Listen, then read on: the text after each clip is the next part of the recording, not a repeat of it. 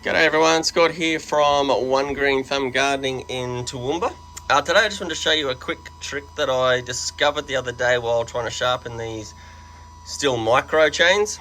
So, opposed to 20 bucks for a regular chain, these are 45 to 55 depending on who wants to sell it to you. And I could never get them as sharp. So once they went dull after use, I could never get them as sharp as being brand new out of the box. And so by accident the other day I discovered that if I pull on my chain against the stone, it'll actually sharpen the teeth at a better angle, and it doesn't take off nearly as much of the tooth to get it sharp. So what I would do is I just put it in where I'm not actually touching anything. And then I would, so it's just touching, and then what I do is I pull it, and so you can sort of see it lift up in here, and then it creates a much better angle for that, on that tooth. And it's, hopefully, where are you?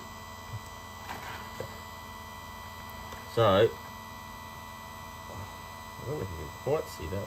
But the angle that it has given me and the sharpness is tenfold of just regularly trying to come down. Like if I was to come down on my tooth, I was just taking off way too much of my teeth. So you can sort of see, like, you just,